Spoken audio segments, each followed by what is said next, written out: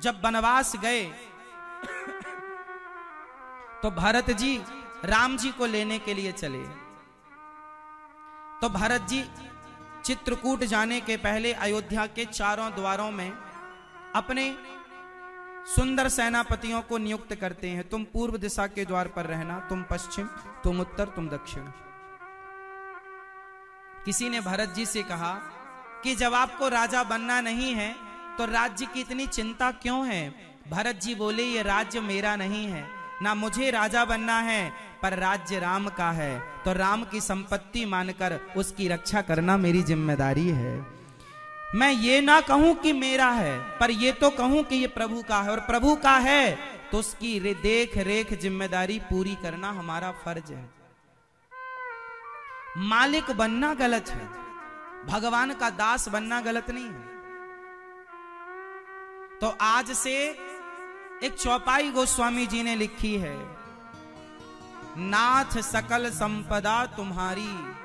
मेरे संग बोलो आप सब, बोलो नाथ, दिल से बोलना, नाथ सकल संपदा तुम्हारी, मैं सेवक समेत सुत नारी।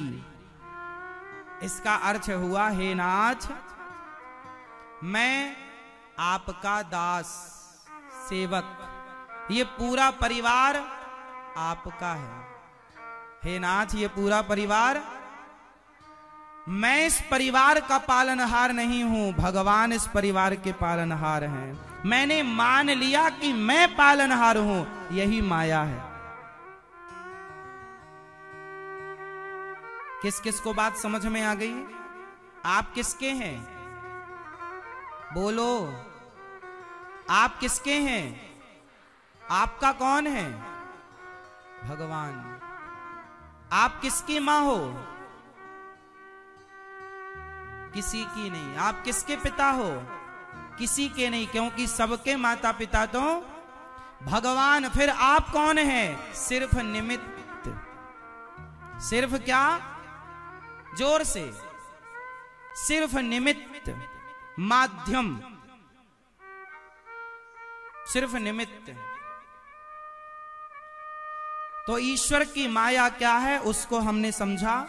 अब 3 प्रश्न और हैं, जिन प्रश्नों को कल हमने आपसे पूछा था, आप शायद होमवर्क करके आए होंगे।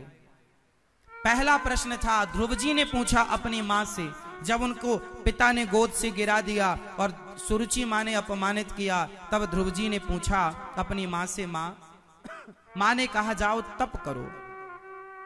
तो ध्रुव जी ने पूछा, मां भगवान कहां है? भगवान कहां है? यदि हैं तो दिखते क्यों नहीं? फास्ट प्रश्न दोहराइए। एक राजा था, उस राजा ने अपने सारे राज्य में आदेश दिया कि मेरे राज्य में कोई भी मंदिर नहीं रहेगा, कोई भी मूर्ति नहीं रहेगी। 1 महीने का समय देता हूं, मेरे 3 सवाल का उत्तर दो, वरना सारे मंदिर तोड़ दिए जाएंगे। एक राजा था, बड़ा दुष्ट था, उसने आदेश दिया, मेरे 3 प्रश्नों का उत्तर दो, वरना सारे मंदिर तोड़ दिए जाएंगे। राजा ने पहला सवाल पूछा कि यदि तुम भगवान को मानते हो तो पहला सवाल मेरा, पहला सवाल कि भगवान कहां हैं, और हैं तो दिखता क्यों नहीं? पहला सवाल, ईश्वर कहां है और है तो दिखाई क्यों नहीं पड़ता? अब राजा ने पूछ लिया, बताओ। अब बड़े बड़े ज्ञानी आए, राजा को समझाएं, पर राजा तर्क से संतुष्ट ही नहीं हुआ।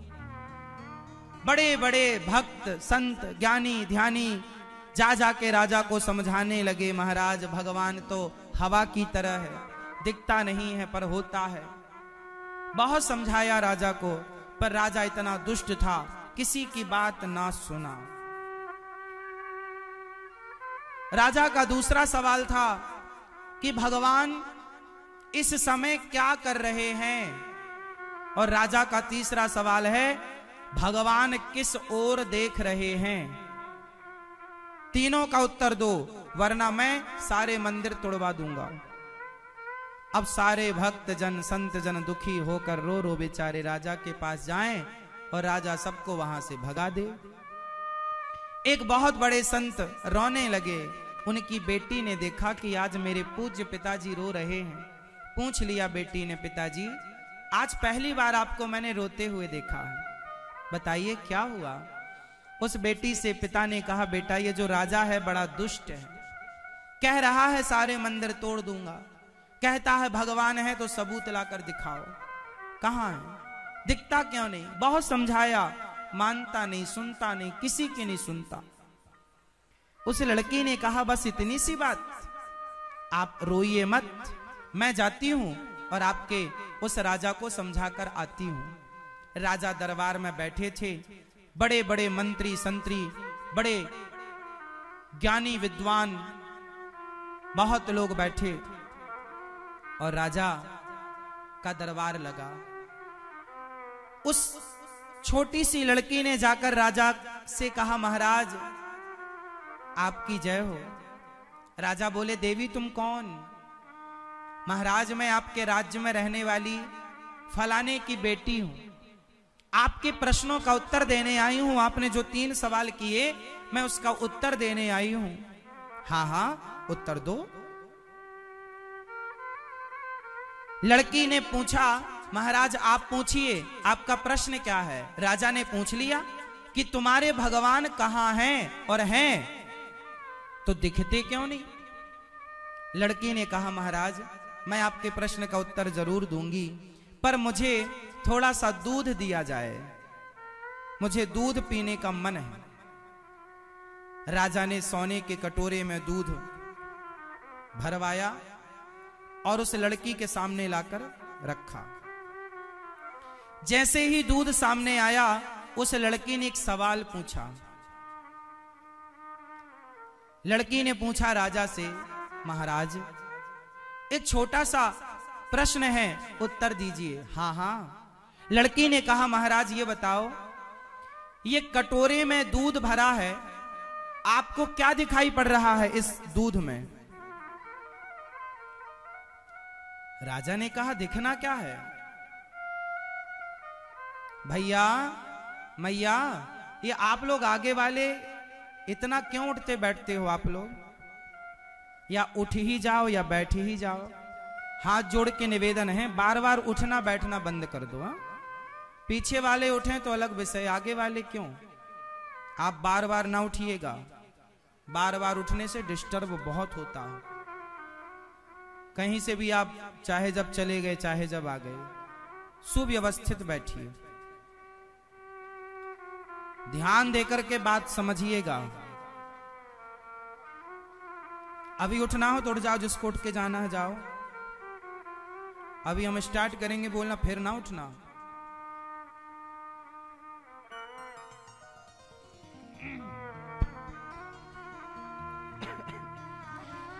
राजा ने उस लड़की से कहा कि मुझे इस दूध के कटोरे में दूध दिखाई पड़ रहा है, दूध दिख रहा है।